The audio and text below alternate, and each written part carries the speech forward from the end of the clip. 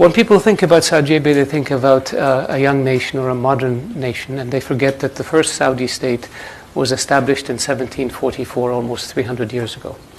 The state, under the same leadership and under the same principles. The first Saudi state was destroyed in 1818 by the armies of Muhammad Pasha of Egypt, acting on behalf of the Ottoman Turks. And 20 years later, the state re-established itself under the same leadership, under the same principles.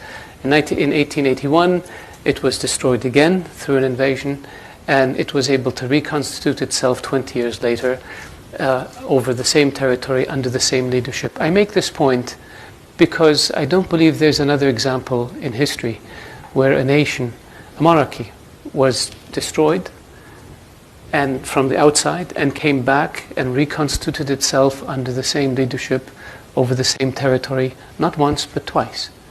And this would not be the case if it didn't enjoy legitimacy and if it didn't have deep roots and a deep connection with its people and with its environment.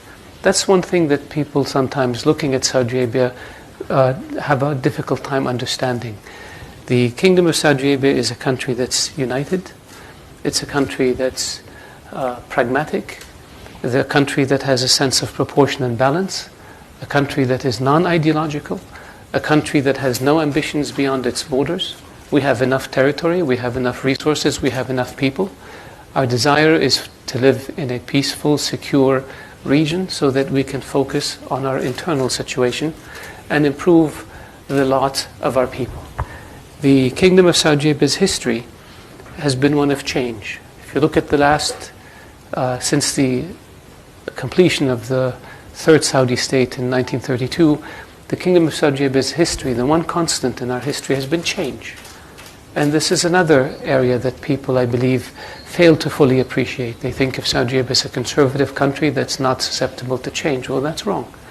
We had life expectancy rates of my father's generation was 37 years old. My younger sister's generation, 70 years.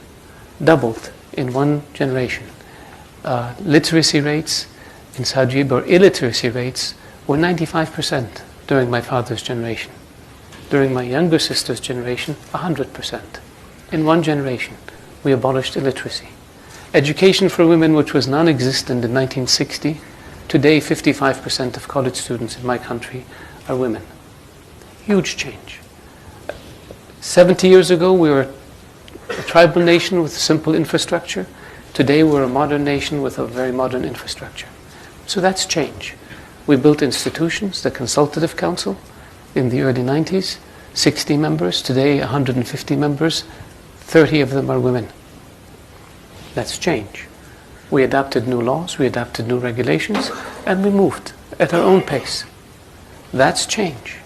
And very few societies in the world have undergone the type of change that Saudi Arabia has over the past 60, 70 years. And there's a lot more that we need to do. And I go back and say, we have no ambitions beyond our borders. Our focus is domestic. We want to improve the living standard of our people. Our vision for the future is change in a positive way, not trying to reclaim lost empires. Somebody else can do that, and we will oppose them. But our objective is to improve the quality of life for our citizens, empower our young, give them the opportunity to pursue their dreams and their hopes and their ambitions, and in the process make us a much stronger, much more vibrant, much richer nation that can deal with the challenges surrounding us.